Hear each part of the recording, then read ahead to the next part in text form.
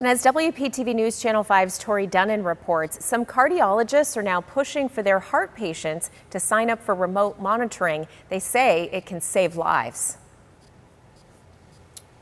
We are going to get to that story in just a bit. We are getting to our 6 o'clock hour. Tori Dunnan's story, of course, important to hear, and we're going to hear it right now, as a matter of fact. Cue it up.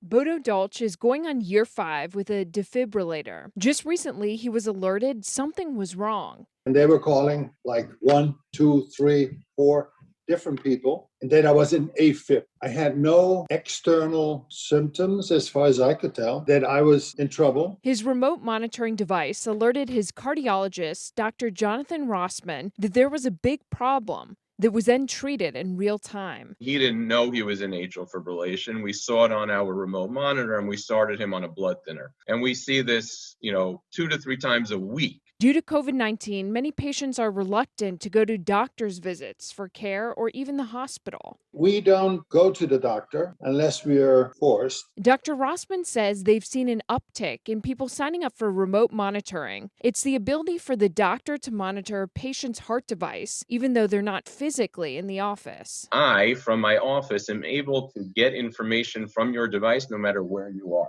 whether you're at home, whether you're in another state, whether you're in another country. As long as you have that remote monitor, it will automatically send the information. He can download, review, and analyze the information as it's happening. If you have a remote monitor, we'll know immediately because an alert is sent to us. As is the case with Dolch, it can also detect abnormal heart rhythm. Atrial fibrillation has a potential risk of stroke. Dr. Rossman believes the benefits extend beyond the pandemic, saying patients do better, live longer, and spend less in healthcare costs with fewer trips to the hospital. When COVID-19 came, the remote monitoring came into the forefront of medicine because either physicians weren't seeing patients or patients weren't comfortable going to see their physicians. If you did not have a remote monitor or weren't being monitored, there was no way for the physician to see what was going on. Innovative life-saving lessons learned during the pandemic. Tori Dunnan, WPTV News Channel 5.